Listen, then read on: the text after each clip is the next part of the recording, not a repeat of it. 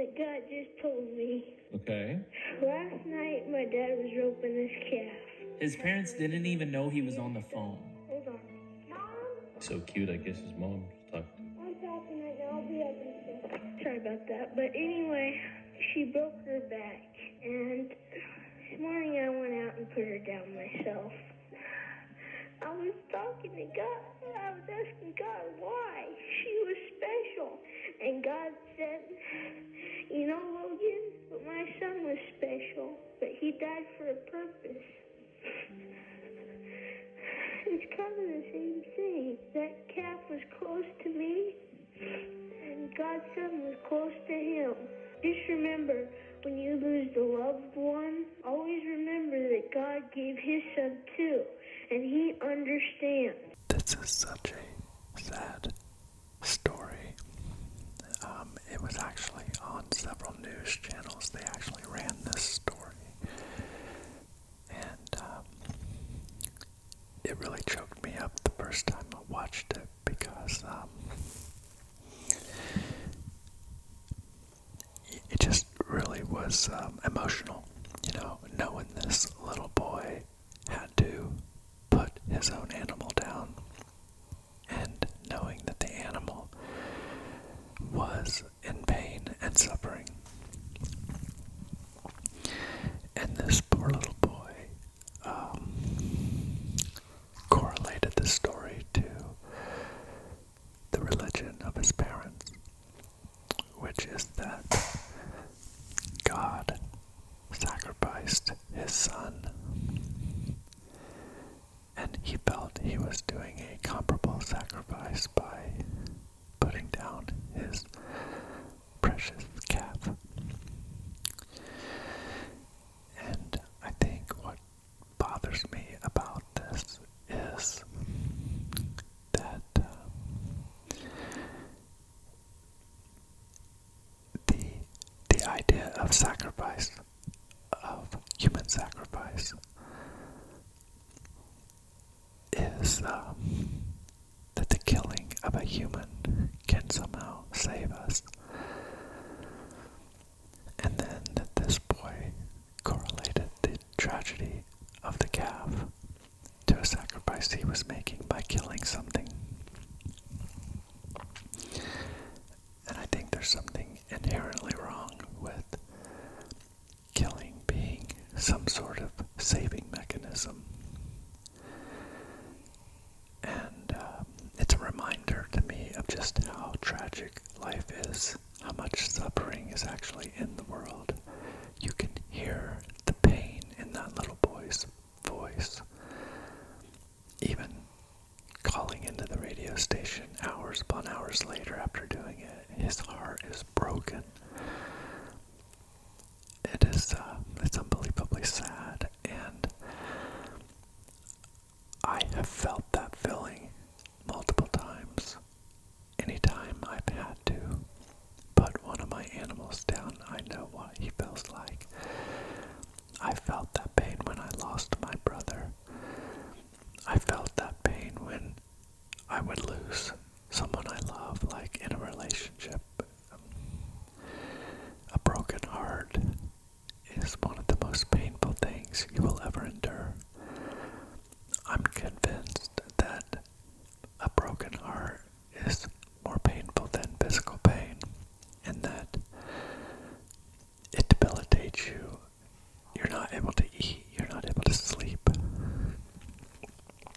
It just, it's devastating to a person's life, and, you know, interestingly enough, right now, maybe not this very moment, but within 24 hours, there will be a Muslim listen to me. There will be a Christian listen to me. There will be a Hindu listen to me. There will be an atheist listen to me.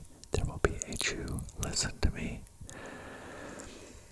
And each one believes that what they believe is correct about who is the true creator of the universe.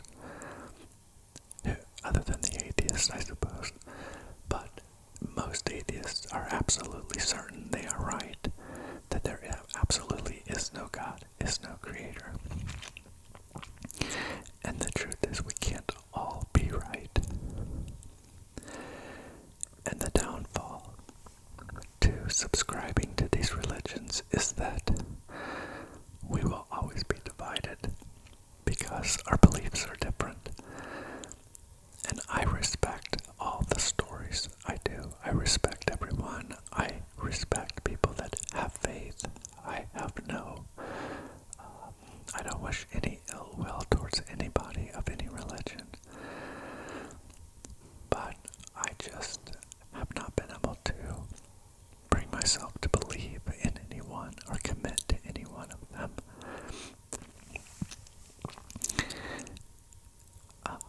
I think even when I was young,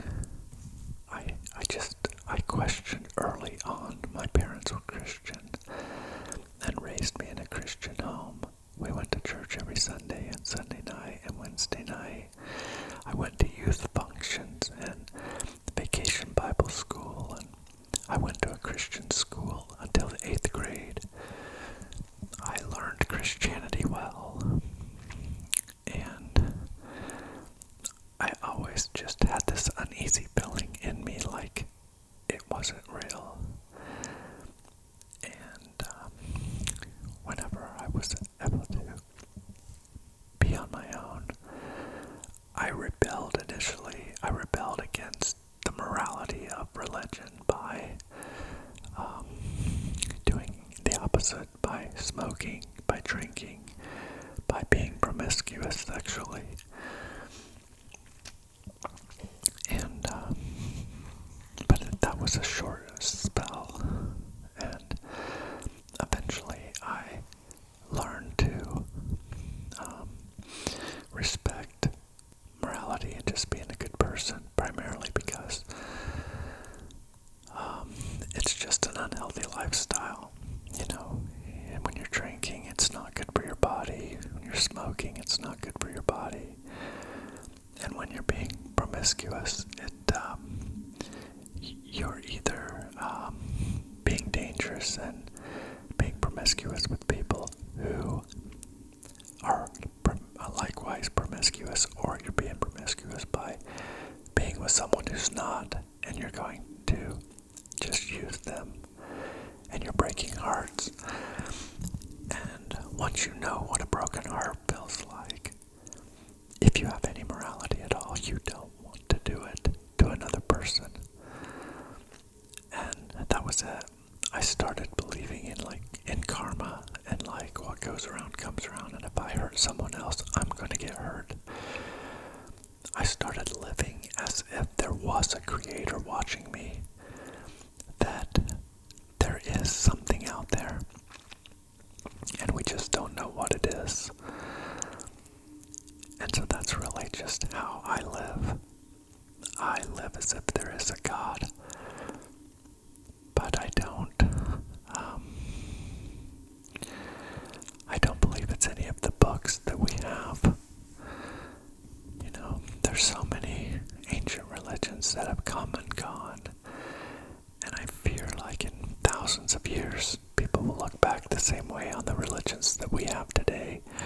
I believe they will go away, like so many other religions have. I think they will fade away. I think we're seeing that now, and I think it's one of the problems in society is that we have built our society on these religious moral principles rather than just having them be fundamental moral principles of humanity. And so when people lose faith, they do like I did initially. They turn away and they rebel and they go to the other side, which is the dark side.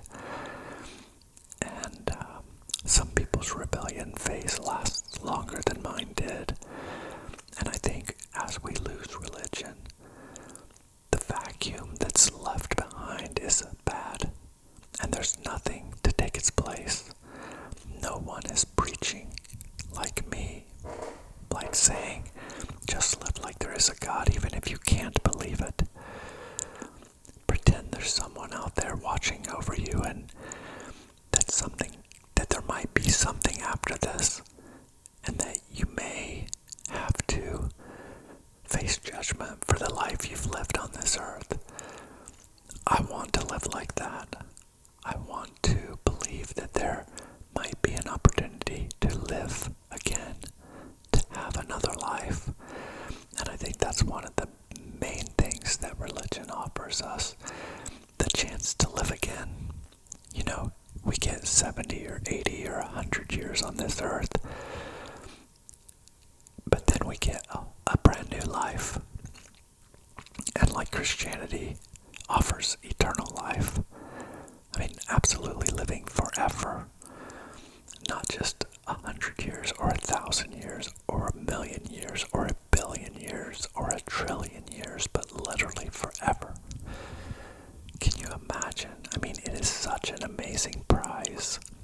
I can understand the draw. Not only that, you get the promise to see the people you lost in this world. You get to see them again. It's such an amazing thing to offer. And at the same time, if you don't accept that gift and win that prize, the alternative is you will burn forever. You will be destroyed. But you will not be destroyed in the sense that it's over. You will be tormented forever. The same, trillions upon trillions of years. And like the one thing that bothers me about that is, there's more than one, but the main thing that bothers me about that is that imagine that you were given 70 years on this earth and you failed to be able to accept and commit to the true God. And so you go to the lake of fire for torment, and you're there for 5 years, 10 years, 20 years in agony, screaming out, please help. 50 years, 100 years, 1,000 years, please help. 10,000 years, 20,000 years, please help. And he looks down and he says, no, you've not paid for those 70 years on earth yet. I don't think the punishment fits the crime. And I think it's wicked. Primarily it's wicked because we didn't ask for the life we were given. We were given a life, and we were told choose A or B. And yes, we were given the choice, but we didn't ask for it. We didn't ask to be born. We didn't ask for this gamble. And I really have a problem with that. And that's why the biggest issue I have in general is that we just can't unite. It would be one thing if, like, the whole world was Christian and there was only one religion, or the whole world was Muslim, and we were just talking about, well, there's only one religion, because I think if that was the case, we could all unite under that religion. But there's not. There's hundreds, even within the religions. Like, you think about the Muslims, there's the Shia and the Sunnis. Within the Christian organization, there's so many denominations. Same with Muslim, there's more than just Shia and Sunni. There's Kurds. In the Christian world, there's just Church of God, Church of Christ, Baptist, Lutheran, Catholic, Jehovah's Witness, Episcopalian. There's just hundreds upon hundreds of denominations of each of the different religions, all of them believing something different, and all of them believing they are right. And, you know, for me, I feel like there's some humility in saying we don't know. We don't know what it is. And the longer we try to say, here's what it is, and here's what we have to do, think we're just gonna stay divided like this. I think eventually in time, I think the whole world will just have a moral code for humanity, and we will raise our young to understand this moral code, and it is a human code, and we are all human, and we all practice the same moral code. We unite under that moral code, those ethics that keep us from hurting each other. And there's no reason to question them because they just are. They're a universal. And truly, like, they're universal throughout each religion. Primarily, each religion, doesn't want you to steal and doesn't want you to kill for the sake of killing. I don't know. I just wish there was a way to make everything better. I really do want to make the world better. I want to help. I really do. But I believe this is one area that we need help in.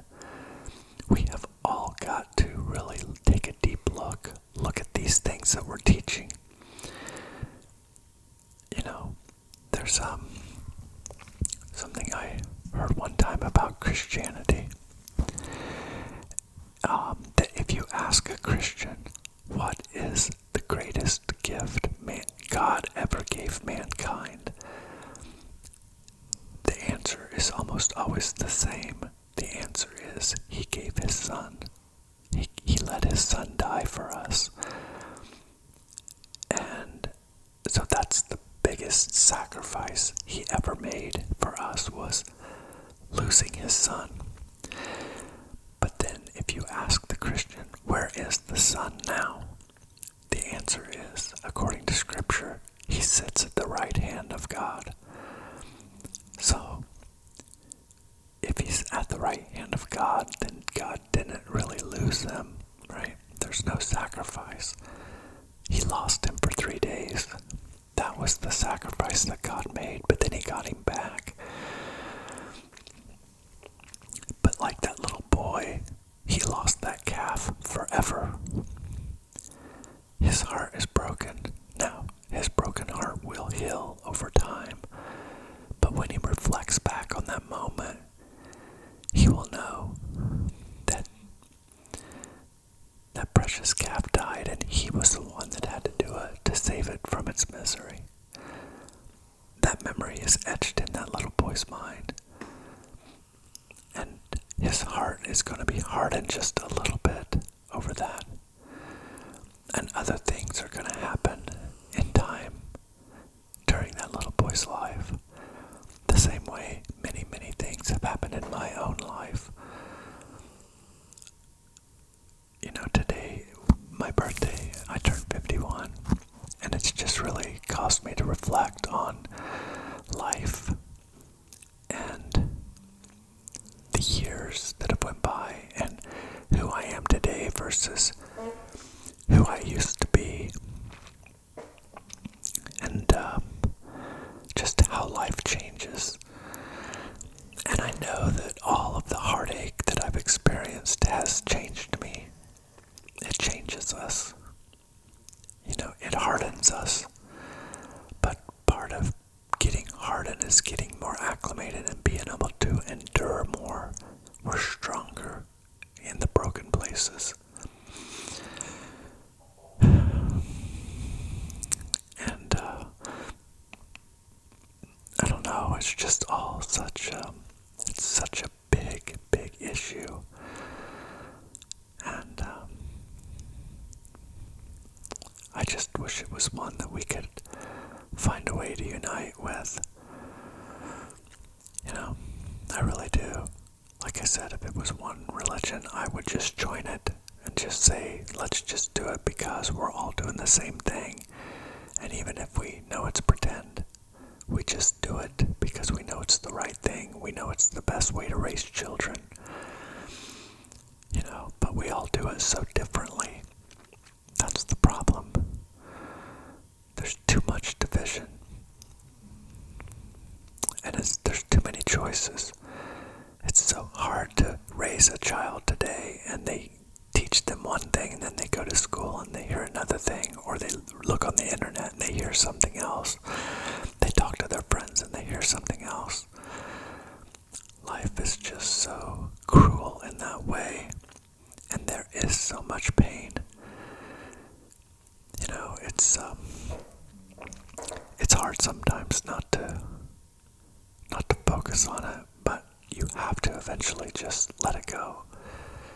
You have to eventually walk away from thinking about the pain and focus on what's good in life, because if all you do is rabbit hole about the pain, you will end up in a bad place. You know, I work with the animal rescue center, and whenever I start thinking about those cages and the animals and the abuse cases we take in and the people that are hurting them, I go to a different place in my mind, and it's an unhealthy place.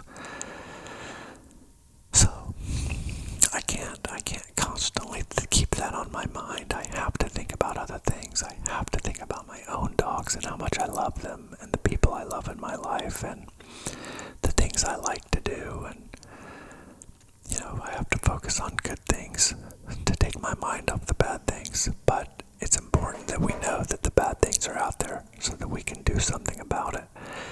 And part of doing something about it is making this world a better place.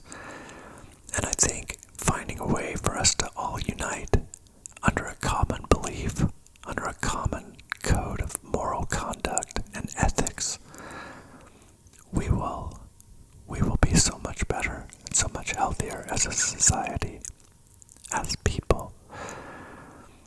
You know, I want everybody to love everybody.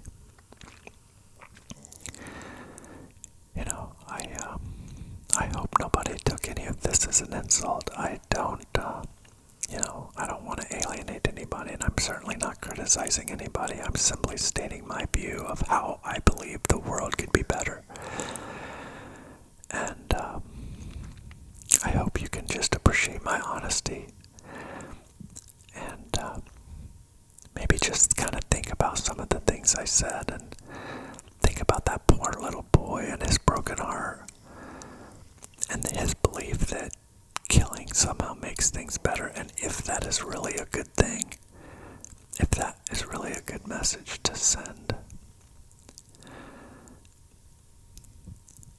So, anyway, I'll talk more about this in deeper, I'll do a deeper dive later on, just about my beliefs and kind of why I came to the beliefs I have, and as long as you guys are finding this interesting.